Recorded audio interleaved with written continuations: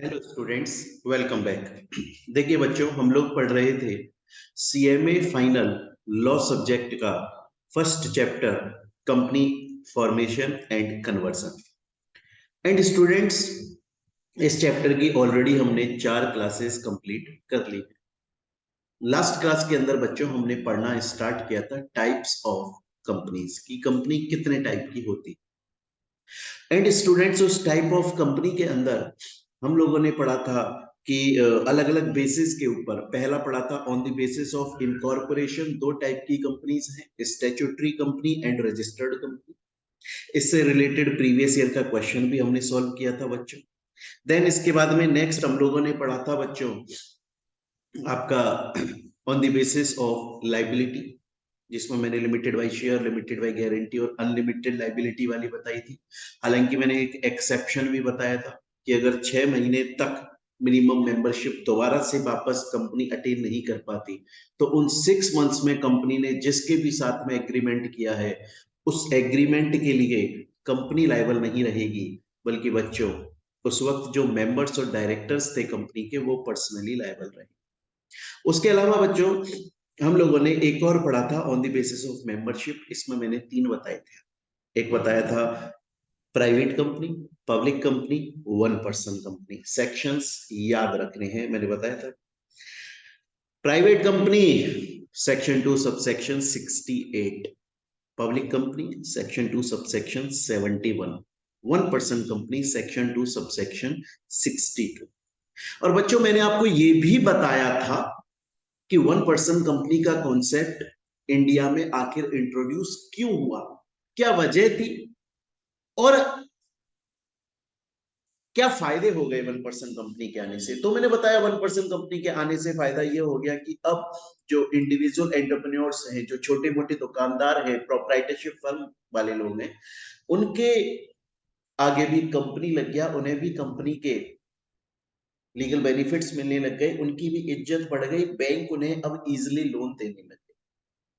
यहां तक हम लोग पढ़ चुके थे बच्चों। अब हम आगे कंटिन्यू करते हैं अपने टॉपिक को, और हमारा नेक्स्ट आ जाता है कि कंट्रोल के बेसिस पर कितने टाइप की कंपनीज होती है। बच्चों मैं आपको बता दूं, कंट्रोल के बेसिस पर 2 टाइप की कंपनीज होती है। एक तो वो कंपनी होती है जो कंट्रोल कर रही है, और एक वो कंपनी होती है जिसका कंट्रोल हो रहा है। वो कंपनी जो कंट्रोल कर रही है उसे बोला जाता है बच्चों होल्डिंग कंपनी।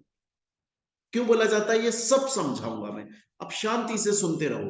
कि कंट्रोल के बेसिस पर प्यारे स्टूडेंट्स 2 टाइप की कंपनीज होती हैं, एक होती है होल्डिंग कंपनी और एक होती है सब्सिडरी कंपनी। होल्डिंग कंपनी वो है जो कंट्रोल कर रही है, सब्सिडरी कंपनी वो है जिसका कंट्रोल किया जा रहा है।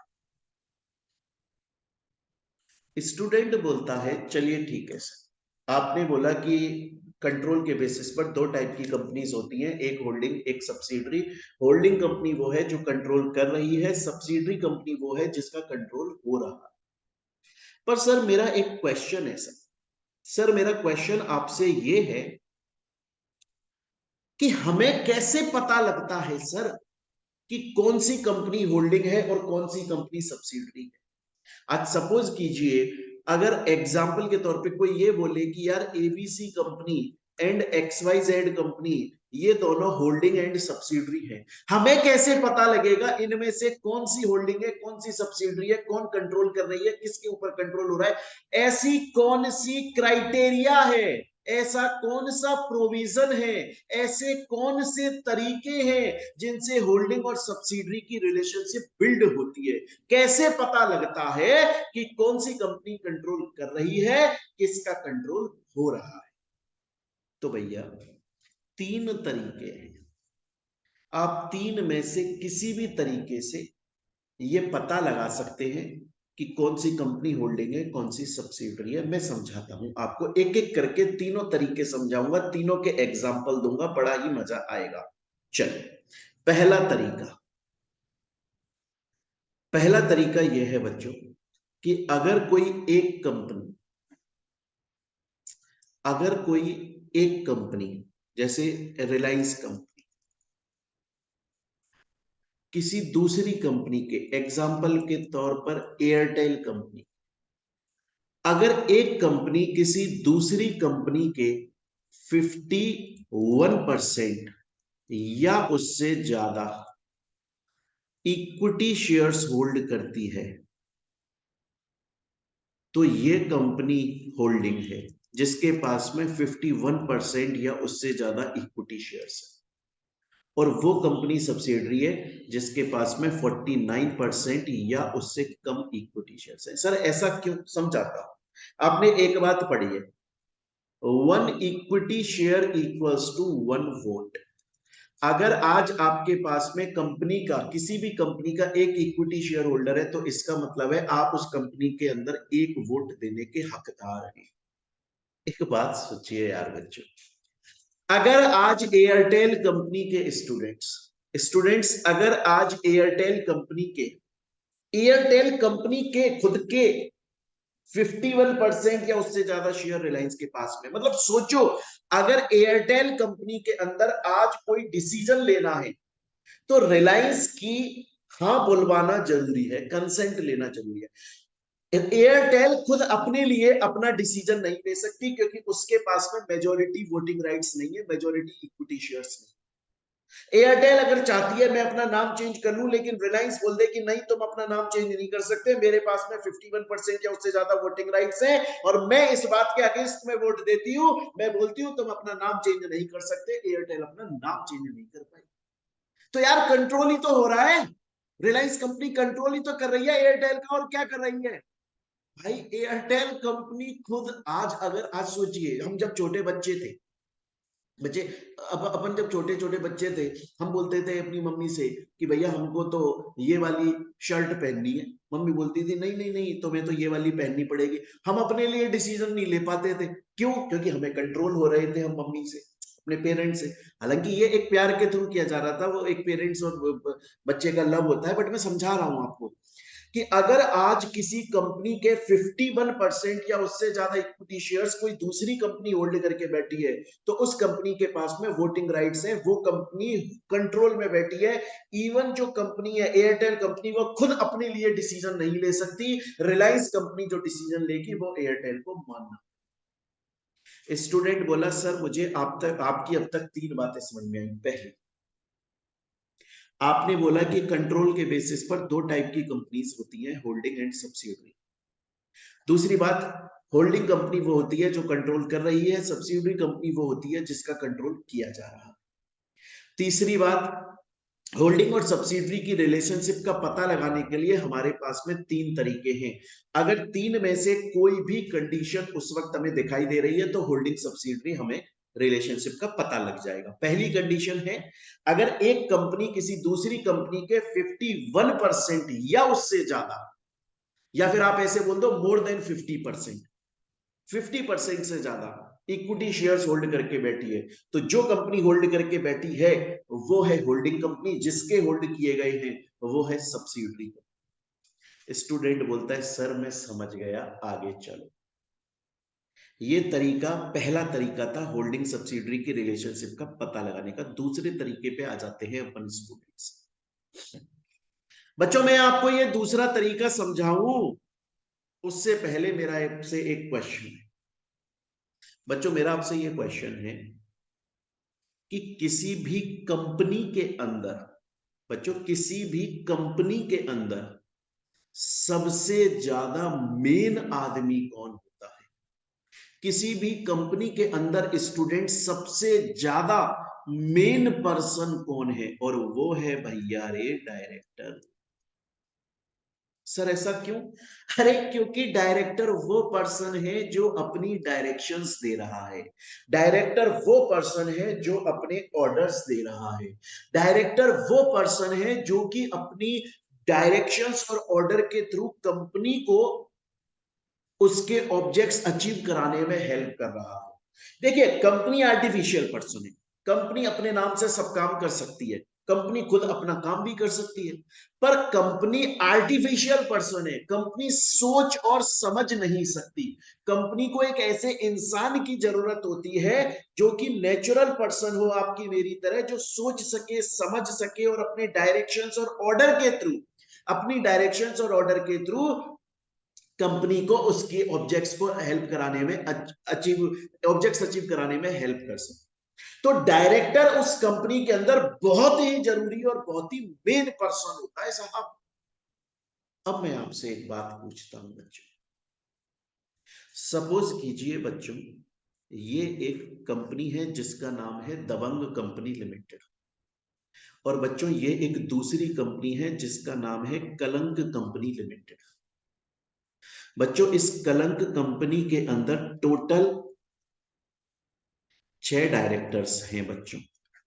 एक ये हैं सोनाक्षी सिन्हा, एक ये हैं आलिया भट्ट, माधुरी दीक्षित, संजय दत्त, वरुण धवन और आदित्य कपूर, आदित्य रॉय कपूर। ये 6 डायरेक्टर्स हैं स्टूडेंट्स इस कलंक कंपनी के अंदर। ठीक है बच्चों, मैं आपसे ये बोल रहा हूं बच्चों, मोर देन 50% डायरेक्टर्स, टोटल कितने हैं? 6।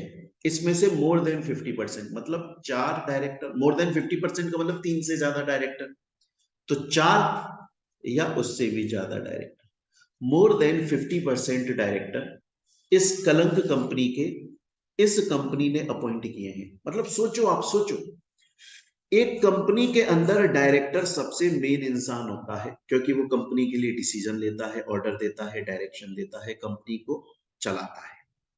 अब मैं बोल रहा हूं इस कलंक कंपनी के अंदर डायरेक्टर कौन होगा, इस कलंक कंपनी को ऑर्डर कौन देगा, इस कलंक कंपनी के अंदर डायरेक्शंस कौन देगा, इसको भी डिसाइड ये दबंग कंपनी कर रही है। मतलब इस कंपनी के अंदर टोटल जितने डायरेक्टर्स हैं उसके मोर देन 50% डायरेक्टर्स ये कंपनी अपॉइंट कर रही है। भाई एक बात बताओ, क्या ये कंपनी इसको कंट्रोल नहीं कर रही?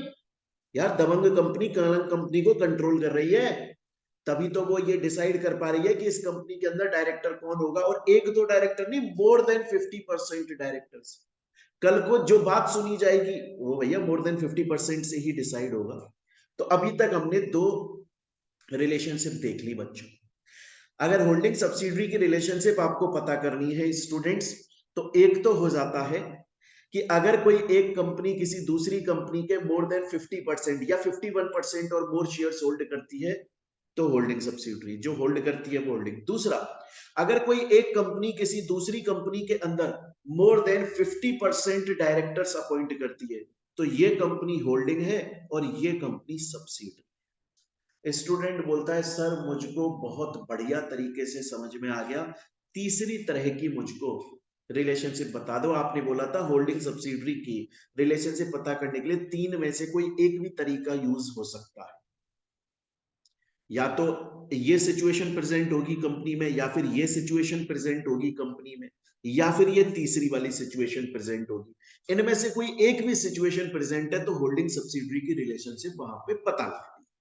सर तीसरी वाली समझाओ। समझाते हैं, देखिए बड़ा ही इजी है प्यारे बच्चों। उससे पहले मैं क्वेश्चन पूछूंगा, मैं आपसे ये पूछना चाहता हूं स्टूडेंट्स कि सलमान खान और अरबाज खान, आप सब इनको जानते होंगे बच्चों, फेमस लोग हैं ये। मैं आपसे ये बोल रहा हूं स्टूडेंट्स कि सलमान खान अरबाज खान के भाई हैं। अरबाज खान सलमान खान के भाई हैं। और बच्चों सोहेल खान अरबाज खान के भाई हैं। अरबाज खान सलमान खान के भाई हैं और सोहेल खान अरबाज खान के भाई हैं। क्या बाय डिफॉल्ट ये बोला जा सकता है कि सोहेल खान सलमान खान के भाई हैं? हाँ जी सर, बोला जा सकता है। उसी तरह Reliance company, Airtel company, suppose करिए एयरटेल कंपनी रिलायंस की subsidiary. Airtel Reliance main holding company, Airtel Reliance की सब्सिडरी है। और आइडिया कंपनी एयरटेल की सब्सिडरी है। एयरटेल रिलायंस की सब्सिडरी है, आइडिया एयरटेल की सब्सिडरी है। क्या बाय डिफॉल्ट ये बोल सकते हो कि आइडिया रिलायंस की सब्सिडरी? क्योंकि subsidiary of subsidiary will be treated as subsidiary of main holding. Subsidiary की सब्सिडरी एयरटेल की, मतलब सब एयरटेल खुद सब्सिडरी कंपनी है, उसकी सब्सिडरी आइडिया, उसको मेन होल्डिंग का सब्सिडरी माना जाए। और एग्जांपल देता हूं, दबंग एक कंपनी है, उसकी सब्सिडरी है दबंग 2, और दबंग 2 की सब्सिडरी है दबंग 3। तो क्या by default Dabangg 3 main Dabangg company की सब्सिडरी है कि नहीं? है ना? तो subsidiary of subsidiary, subsidiary company है दबंग 3, किसकी? जो ऑलरेडी खुद सब्सिडरी है उसकी। Subsidiary of subsidiary will be treated as subsidiary of main holding. Clear? बोलते हैं ना कि यार तू मेरा भाई और जो तेरा भाई है वो बाय डिफॉल्ट मेरा भाई हो गया, है ना? हम आपस में एक दूसरे के भाई भाई हो गए।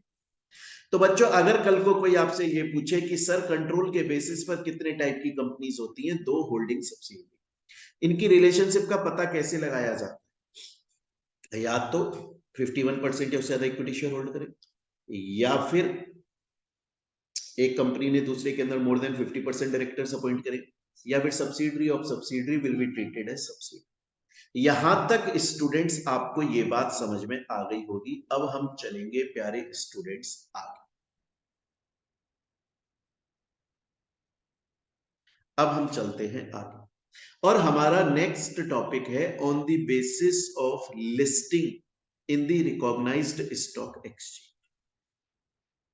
मैं आपको ये पढ़ाना स्टार्ट करूं उससे पहले मैं कुछ बातें क्लियर कर दूं, तब ये मैं टॉपिक आपको आगे पढ़ाऊंगा। और वो मैं यहां समझा देता हूं, यहां पे थोड़ी सी जगह यहां समझा। देखिए बच्चों, एक होता है लिस्टेड कंपनी और एक होता है अनलिस्टेड कंपनी। क्या होता है बच्चों? कंपनीज अपने शेयर्स इशू करती। आप ये समझ लो, शेयर एक तरह का कंपनी का प्रोडक्ट है। हालांकि शेयर का मतलब यह है कि आपने किसी कंपनी का शेयर खरीदा, मतलब आपने उस कंपनी का हिस्सा खरीदा कुछ पैसा देकर, और उसका आपको प्रॉफिट मिलेगा। इसीलिए शेयर होल्डर को ओनर बोला जाता है, क्योंकि उसको प्रॉफिट में से हिस्सा देते हैं। पर प्रैक्टिकल बात समझो, सपोज करो कंपनी का शेयर एक तरीके का प्रोडक्ट है। कंपनी अपने शेयर को देती है, लोगों से पैसा लेती है, उस पैसे को किसी प्रोजेक्ट में लगाती है, वहां से बहुत सारा पैसा कमाती है, उसका कुछ हिस्सा उन लोगों को दे देती है। मतलब खुद ने अपना पैसा यूज नहीं किया, लोगों से पैसा मांगा, उसको प्रोजेक्ट में लगाया, बहुत सारा पैसा कमाया, थोड़ा सा पैसा लोगों को वापस करा और खुद की कमाई कर। ऐसा होता है। अब हर कंपनी चाहती है कि मेरे ज्यादा से ज्यादा शेयर्स ज्यादा से ज्यादा लोग खरीदें, और मेरे ज्यादा से ज्यादा शेयर्स ज्यादा से ज्यादा लोग खरीदें, इसके लिए मुझे लोगों तक इंफॉर्मेशन पहुंचानी पड़ेगी कि भैया मेरा इशू आ रहा है और आप मेरे शेयर्स को परचेज कर लो। मुझे ज्यादा से ज्यादा लोगों के पास में ये इंफॉर्मेशन पहुंचानी पड़ेगी, और मुझे ज्यादा से ज्यादा लोगों को ये इंफॉर्मेशन पहुंचानी है। इसके लिए मुझको क्या करना पड़ेगा? इसके लिए वो लोग प्रमोशन करते हैं, टीवी पे, न्यूज पर, एफएम पर, रेडियो पर, पंपलेट छपवाते हैं, न्यूज़पेपर में छपवाते हैं। लेकिन कितना प्रमोशन कर लेंगे, कितना पैसा खर्च कर लेंगे? एक लिमिटेड लोगों तक ही वो इंफॉर्मेशन पहुंचा पाएंगे कि हमारा इशू आ रहा है, आप खरीदो। लेकिन बच्चों, एक ऐसा तरीका भी होता है जिसके थ्रू आप बहुत सारे लोगों, कंपनी बहुत सारे लोगों तक इंफॉर्मेशन पहुंचा देती है कि हमारा इशू आ रहा है, आप शेयर्स खरीद लो। वो होता है स्टॉक एक्सचेंज के ऊपर जाकर लिस्ट हो जाओ। वो होता है स्टॉक एक्सचेंज के ऊपर जाकर लिस्ट हो जाओ। अगर आज कोई कंपनी स्टॉक एक्सचेंज के ऊपर जाकर लिस्ट हो जाती है, देखो स्टॉक एक्सचेंज एक मार्केट है, एक तरह का बाजार है, मार्केट। वहां पर ऐसे लोग आते हैं जिन्हें अपने शेयर्स, डिवेंचर्स, सिक्योरिटीज बेचनी होती है, मतलब कंपनीज। और वहां पर ऐसे लोग आते हैं जो शेयर्स, डिवेंचर, सिक्योरिटीज खरीदने में इंटरेस्टेड होते हैं, मतलब बायर्स। ठीक है साहब।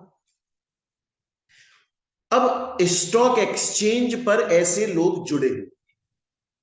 अगर कोई भी कंपनी इशू लेकर आ रही है अपनी सिक्योरिटीज का, और वो चाहती है कि ज्यादा से ज्यादा लोगों को एक बार में इंफॉर्मेशन पहुंच जाए कि हमारा इशू आ रहा है, आप लोग खरीद लीजिए, अगर ऐसा चाहती है कोई कंपनी, तो सबसे बेस्ट तरीका है वो स्टॉक एक्सचेंज के ऊपर जाकर लिस्ट हो जाए और स्टॉक एक्सचेंज के ऊपर अपना ये बात डलवा दे कि भैया हम तो इशू लेकर आ रहे हैं, आप हमारी सिक्योरिटीज खरीद लो। एक बार में करोड़ों लोगों तक ये इंफॉर्मेशन पहुंच जाएगी।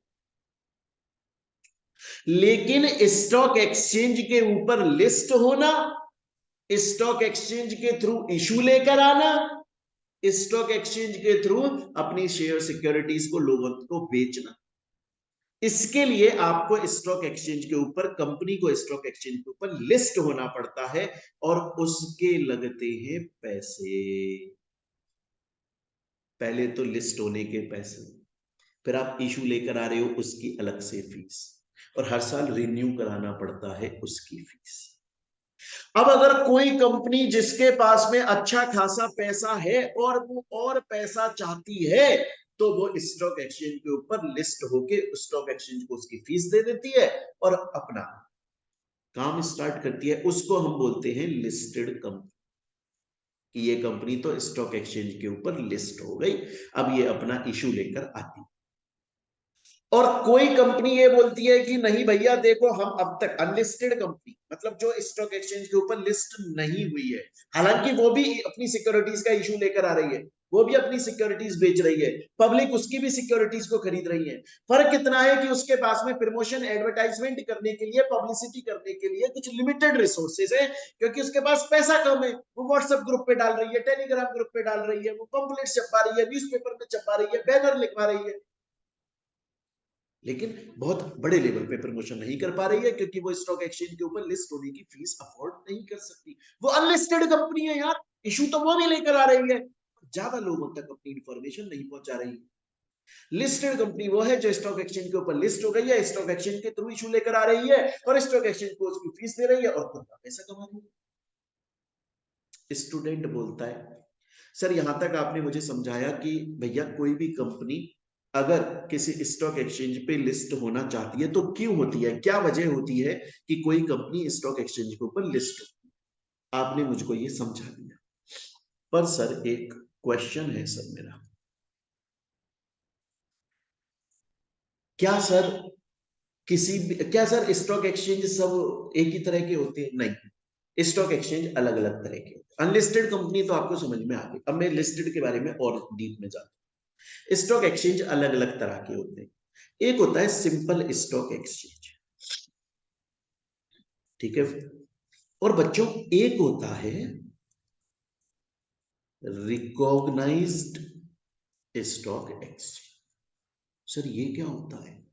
अरे, रिकॉग्नाइज्ड स्टॉक एक्सचेंज का मतलब है वो स्टॉक एक्सचेंज जिसके पास में सेंट्रल गवर्नमेंट के थ्रू अप्रूव्ड एक सर्टिफिकेट, और उस सर्टिफिकेट पे सेंट्रल गवर्नमेंट ने बोला है कि मैंने इस स्टॉक एक्सचेंज को रिकॉग्नाइज किया है, मतलब मैंने इसे ये सर्टिफिकेट दिया है, ये पता करने के बाद कि स्टॉक एक्सचेंज अच्छा है, ये जो भी अपना काम कर रहा है ये अच्छा कर रहा है, पब्लिक के बेनिफिट के लिए कर रहा है, फ्रॉड नहीं कर रहा है, लॉ को फॉलो करते हुए कर रहा है, और ये बिलीव करने लायक स्टॉक एक्सचेंज है, आप इस पे भरोसा कर सकते हो, ये रिकॉग्नाइज्ड हो गया है, इस सेंट्रल गवर्नमेंट ने इसको सर्टिफिकेट दे दिया। अब अगर कोई आपसे ये पूछे कि भैया एक सिंपल लिस्टेड कंपनी क्या होती है, सिंपल लिस्टेड कंपनी क्या होती है, तो बोल देना कि सिंपल लिस्टेड कंपनी वो होती है जो किसी भी स्टॉक एक्सचेंज पर लिस्टेड होती है। लेकिन बच्चों अगर कोई आपसे ये पूछे कि ऐसी इस लिस्टेड कंपनी क्या होती है जो रिकॉग्नाइज स्टॉक एक्सचेंज के हिसाब से बात करो, मतलब on the basis of recognized stock exchange बताओ लिस्टेड कंपनी क्या होती है, तो आपको बताना है कि रिकॉग्नाइज स्टॉक एक्सचेंज के अकॉर्डिंगली लिस्टेड कंपनी वो होती है जिसकी कुछ सिक्योरिटीज, वो मैं बताऊंगा, जिसकी कुछ particular securities recognized stock exchange के ऊपर लिस्टेड होनी चाहिए। अगर कोई कंपनी की सिक्योरिटीज किसी भी स्टॉक एक्सचेंज पर लिस्टेड है, वो लिस्टेड कंपनी हो सकती है, लेकिन वो रिकॉग्नाइज्ड स्टॉक एक्सचेंज के बेसिस पर लिस्टेड कंपनी नहीं है। रिकॉग्नाइज्ड स्टॉक एक्सचेंज के बेसिस पर लिस्टेड कंपनी अगर आपको देखनी है तो जरूरी है कि आपकी कंपनी रिकॉग्नाइज्ड स्टॉक एक्सचेंज पर लिस्टेड हो। मैंने आपको यह भी बताया कंपनी स्टॉक एक्सचेंज पे लिस्ट क्यों होती है, मैंने आपको यह भी बताया कि एक सिंपल स्टॉक एक्सचेंज होता है, एक रिकॉग्नाइज्ड होता है। मैंने आपको ये भी बताया कि स्टॉक एक्सचेंज रिकॉग्नाइज क्यों बनता है, हालांकि जब सेक्शन बी पढ़ेंगे तो मैं बहुत डिटेल में पढ़ाऊंगा आपको इस बात को। और उसके अलावा बच्चों मैंने आपको ये बताया कि रिकॉग्नाइज स्टॉक एक्सचेंज के बेसिस पे कंपनी को लिस्टेड तब माना जाता है जब वो किसी रिकॉग्नाइज्ड स्टॉक एक्सचेंज के ऊपर अपनी कुछ पर्टिकुलर सिक्योरिटीज को लिस्ट करवाती है। स्टूडेंट बोलता है चलिए सर मुझे ये समझ में आ गया कि रिकॉग्नाइज स्टॉक एक्सचेंज के बेसिस पे लिस्टेड मानने के लिए जरूरी है कि आप मतलब कंपनी रिकॉग्नाइज स्टॉक एक्सचेंज पे लिस्टेड हो, बट उस कंपनी की कौन सी सिक्योरिटीज उस रिकॉग्नाइज स्टॉक एक्सचेंज पे लिस्टेड होनी चाहिए, कौन सी सिक्योरिटीज। अब बच्चों मैं आपको वो बता देता हूं जो सिक्योरिटीज लिस्टेड नहीं, मतलब अगर वो सिर्फ वो सिक्योरिटीज लिस्टेड है रिकॉग्नाइज स्टॉक एक्सचेंज पे, तो कंपनी को लिस्टेड नहीं माना जाएगा on the basis of recognize stock exchange. उनके अलावा मेन सिक्योरिटी लिस्टेड होनी चाहिए। तो ऐसी कौन कौन सी हैं जो सिर्फ अगर वो सिक्योरिटीज लिस्टेड है तो नहीं माना जाता। एक तो कंपनी की इक्विटी शेयर्स लिस्टेड नहीं है, बल्कि उसके कोई नॉन कन्वर्टेबल डेट सिक्योरिटीज, मतलब नॉन कन्वर्टेबल डिवेंचर्स, या फिर नॉन कन्वर्टेबल प्रेफरेंस शेयर्स, या दोनों। ये पब्लिक कंपनी के लिए था। प्राइवेट कंपनी के लिए भी नॉन कन्वर्टेबल डेट सिक्योरिटीज, आ रही है बात समझ में। और उसके अलावा पब्लिक कंपनी के लिए भी बोल रहा है कि इक्विटी शेयर्स लिस्टेड नहीं है। मतलब बेसिकली आप इतना समझ लीजिए, हालांकि ये एग्जाम के पॉइंट ऑफ व्यू से इंपॉर्टेंट नहीं है, कभी आया नहीं है, पर मैं बता देता हूं। अगर आपके एग्जाम में ये आ जाता है कि सिंपल लिस्टेड कंपनी जो जिसकी कोई भी सिक्योरिटीज किसी भी स्टॉक एक्सचेंज पे लिस्टेड, रिकॉग्नाइज स्टॉक एक्सचेंज के बेसिस पे लिस्टेड कंपनीज जिसकी पर्टिकुलर सिक्योरिटी जिनमें इक्विटी शेयर्स बहुत ज्यादा इंपॉर्टेंट है, वो रिकॉग्नाइज्ड स्टॉक एक्सचेंज पे लिस्टेड है, किसी भी रिकॉग्नाइज्ड स्टॉक एक्सचेंज। ऐसी कौन सी सिक्योरिटीज है अगर सिर्फ वही लिस्टेड है तो भी कंपनी को लिस्टेड नहीं माना जाता। अगर इक्विटी शेयर लिस्टेड नहीं है लेकिन नॉन कन्वर्टेबल डिवेंचर्स या preference shares either of public और प्राइवेट कंपनी, उसे लिस्टेड नहीं माना जाता। उसके अलावा अनलिस्टेड कंपनी तो मैं बता चुका। क्लियर है बच्चों यहां तक। अब चलते हैं हम लोग आप। तो स्टूडेंट्स अभी तक हम लोगों ने क्या पढ़ लिया बच्चों, अभी तक हम लोगों ने पढ़ लिया कि आपकी कंट्रोल के बेसिस पर दो टाइप की कंपनी होती है, एक होती है होल्डिंग, एक होती है सब्सिडियरी। और उसके अलावा मैंने आपको बताया कि लिस्टिंग के बेसिस पर आपकी दो टाइप की कंपनी है, एक है लिस्टेड और एक है अनलिस्टेड। हालांकि बच्चों मैं आपको एक चीज बताऊं, एक टाइप की और कंपनी होती है इसी के अंदर, वो होती है डी लिस्टेड। ये सीएस वाले बच्चों को ज्यादा पढ़ाया जाता है क्योंकि सीएमए वालों के लिए इतना खास कोई काम की चीज है नहीं, बट समझा दे।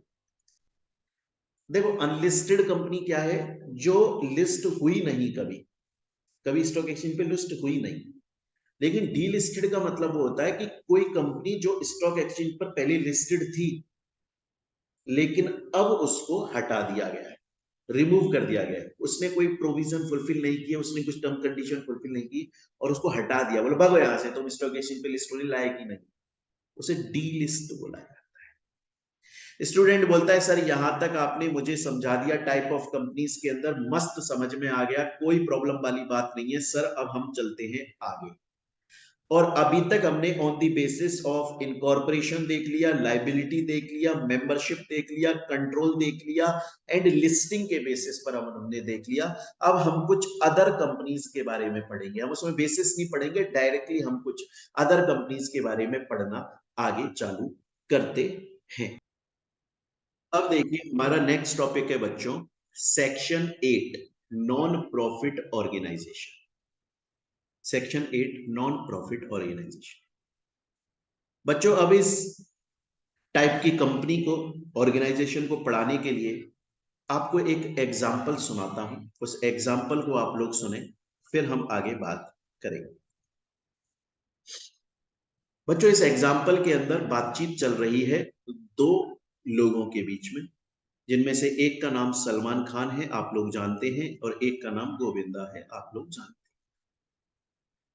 चलिए सर, सलमान खान साहब ने गोविंदा जी से पूछा, बोला गोविंदा भाई यार मेरे को ना एक नॉन प्रॉफिट ऑर्गेनाइजेशन नाम की कंपनी खोलने का है, बट मुझे नहीं पता कैसे क्या होता है। गोविंदा साहब बोले बोले क्यों भाईजान, क्यों ये नॉन प्रॉफिट ऑर्गेनाइजेशन कंपनी खोल रहे हो, क्या वजह है, क्या एम है आपका? बोले यार एक्चुअली में क्या है कि देखिए, कोई भी पर्सन कोई भी कंपनी अगर ओपन करता है तो सिर्फ एक पर्पज के लिए ओपन करता है कि पैसा कमाऊंगा, प्रॉफिट अर्न करने के लिए।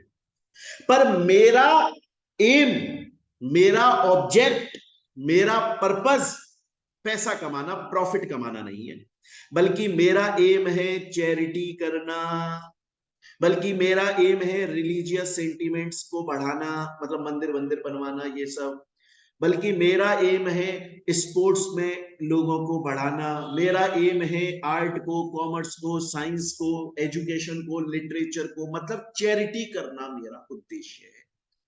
अगर मेरा एम प्रॉफिट कमाना होता तो मैं पब्लिक प्राइवेट या 1% कंपनी ओपन कर लेता, लेकिन क्योंकि मेरा मेन पर्पस प्रॉफिट कमाना नहीं है, और बल्कि मेरा जो मेन पर्पस है वो है चैरिटी करना, मेरा मेन पर्पस है स्पोर्ट्स को, आर्ट को, कॉमर्स को, साइंस को, एजुकेशन को, लिटरेचर को, इनको बढ़ावा देना, और मुझे पता है कि अगर इस पर्पस के साथ में आप कंपनी खोलना चाहते हो तो वो एक ही तरह की कंपनी होती है, section 8 non profit organization. Govinda बोला हाँ भाईजान बिल्कुल सही बात है, अगर आपका एम प्रॉफिट कमाना नहीं है बल्कि आप चैरिटी करना चाहते हो तो उसके लिए आपको non profit organization companies act 2013 के सेक्शन 8 के अंदर खोल लेनी चाहिए।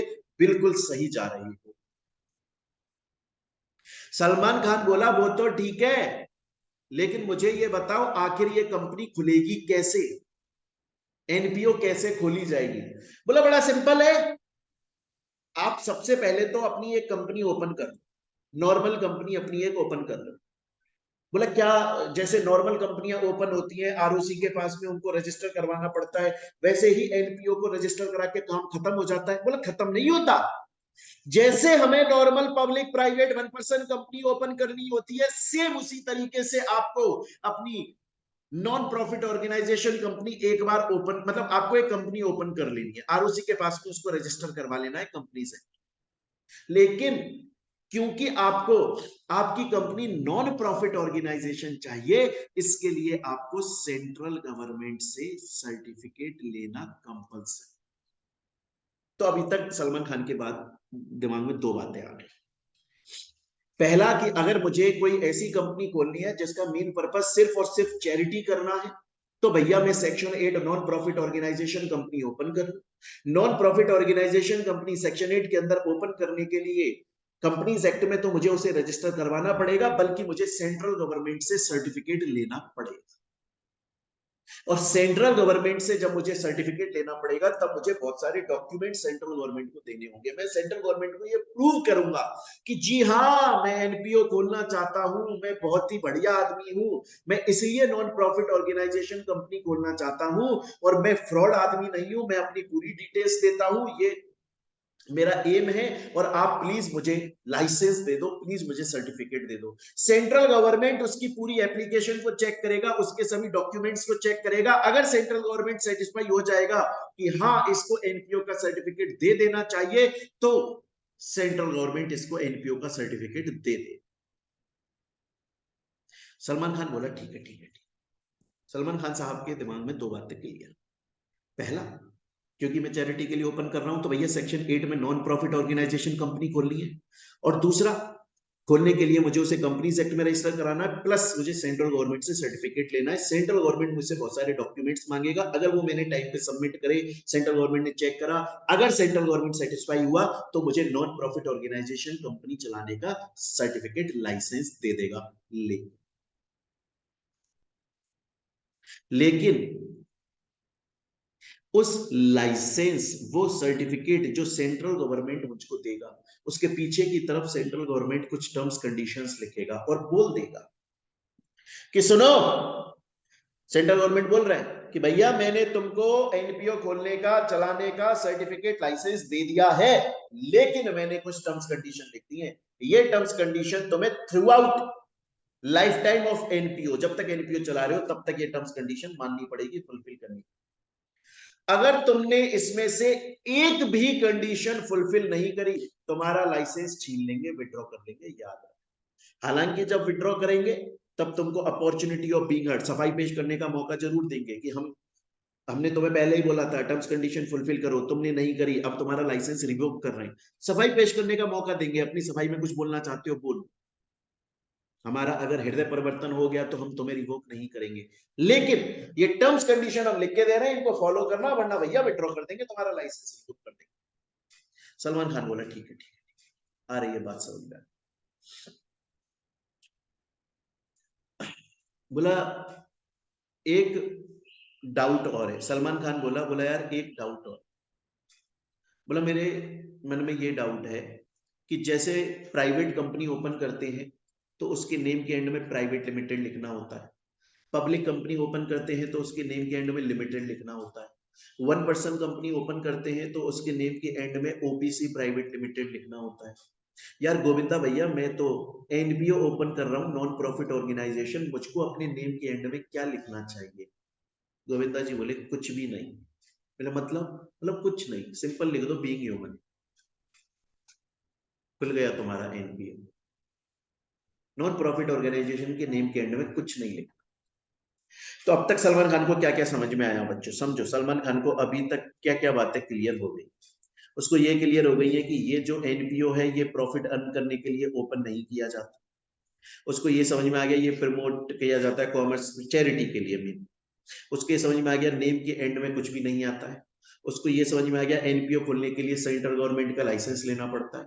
उसको ये समझ में आ गया सेंट्रल गवर्नमेंट जब लाइसेंस देता है बहुत सारी कंडीशन बताता है, वो एनपीओ को फॉलो करनी चाहिए। अगर कंडीशन एनपीओ ने फॉलो नहीं करी तो सेंट्रल गवर्नमेंट लाइसेंस को विड्रॉ कर लेगा। सलमान खान को ये सब बातें समझ में आ गई, लेकिन गोविंदा जी सलमान खान साहब से बोल रहे हैं, बोला भाईजान आपको एक बात और क्लियर कर देता। देखिए कंपनीज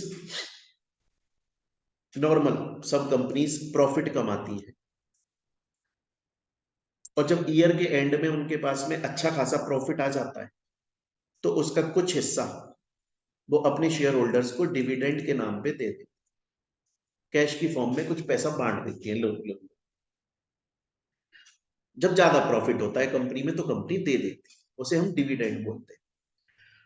बोला देखो नॉन प्रॉफिट ऑर्गेनाइजेशन कंपनी के अंदर भी ऐसा हो, आपने मान लो एक एनपीओ बना दिया गरीब बच्चियों को पढ़ाने का, है ना, छोटी बच्चियों को पढ़ाने का, और आपके पास में डोनेशन आ रही है करोड़ों अरबों की, आप खर्च भी कर रहे हो धुआंधार, लेकिन अब इतने बच्चे हैं ही नहीं, आपने खूब सारे कर दिए, बच्चों को सफिशिएंट पूरी फैसिलिटी दे दी आपने, बढ़िया स्कूल में एडमिशन कराया, अच्छी ड्रेस लैपटॉप, बढ़िया बच्चियां पढ़ रही हैं बहुत अच्छे से, फुल एकदम फैसिलिटी है उनके पास।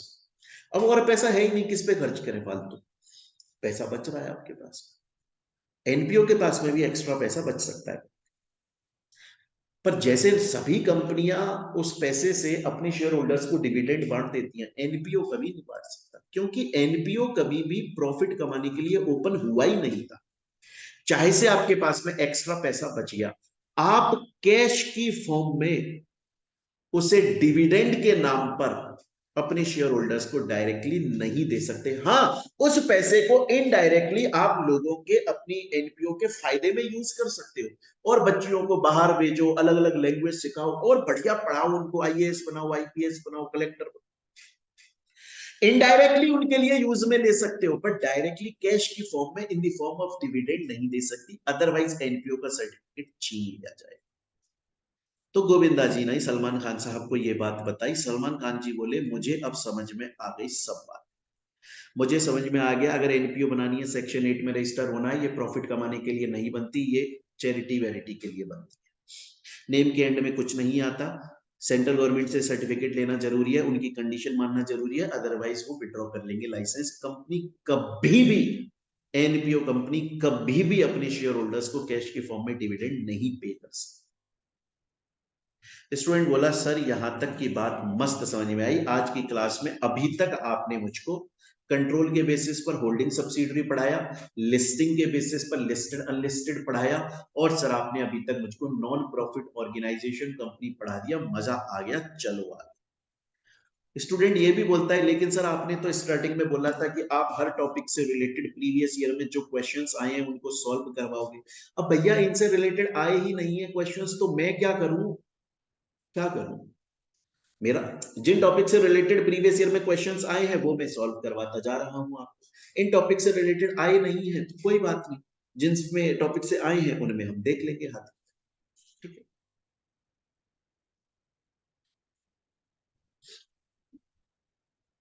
अब हमारा नेक्स्ट टॉपिक है फॉरेन कंपनी। इसको बच्चे हम लोग अपनी नेक्स्ट क्लास में आगे कंटिन्यू करेंगे फॉरेन कंपनी को। आज की क्लास में हम लोगों ने टाइप्स ऑफ कंपनी के अंदर 3 पॉइंट पढ़ लिए। मैंने पहले ही बोला था, स्टडी नोट 1 वैसे भी लेंदी है, और बच्चों मैं खुद भी सिलेबस पूरा सीएमए मॉड्यूल से फॉलो कर, पूरा इसकी ना पूरा कंप्लीट सिलेबस होता है, पूरा स्टडी मटेरियल फॉलो किया था। इसकी वजह ये है कि एग्जाम में कहीं से भी क्वेश्चन आ सकता है, फाइनल में आप पढ़ रहे हो तो कुछ छूट ना जाए। स्कैनर हम साथ में सॉल्व कर रहे हैं लगातार, स्टार्टिंग से स्कैनर पूरा साथ में, प्रीवियस ईयर के क्वेश्चन हम एक एक टॉपिक वाइज सॉल्व कर रहे हैं। एमसीक्यू क्वेश्चन क्लासेस नोट्स आपके पास में है। अगर कोई स्टूडेंट सोशल मीडिया प्लेटफॉर्म पर इस क्लास को देख रहा है और हमारी क्लासेस परचेज करना चाहता है, तो मैं आपको बता देता हूँ, हमारी क्लासेस हमारे ऐप पर भी अवेलेबल है, मोहित बंसल क्लास। आप गूगल प्ले स्टोर पर जाकर टाइप करें मोहित बंसल क्लासेस, वीडियो के डिस्क्रिप्शन में ऐप का लिंक मिल जाएगा आपको, वीडियो के डिस्क्रिप्शन में हमारे वेबसाइट का लिंक मिल जाएगा। आप गूगल ड्राइव पर भी हमारी क्लासेस को परचेज कर सकते हैं। और मैं आपको बता दूं बच्चों, डाउनलोड का ऑप्शन अवेलेबल होता है हमारे यहाँ। उसके अलावा आप जब हमारी क्लासेस परचेज करोगे तो आपको एक तो क्लासेस मिलेगी जिसमें फुल सिलेबस होगा, साथ में स्कैनर सॉल्व कराया जाएगा, साथ में बच्चों आपके hard copy notes plus soft copy notes plus MCQ classes भी होती हैं, एमसीक्यू नोट्स भी होते हैं, प्लस आपको फ्री टेस्ट सीरीज एलिजिबल होती हैं आप। और उसके अलावा ये सब कुछ आपको अनलिमिटेड व्यूज के साथ में मिलता है।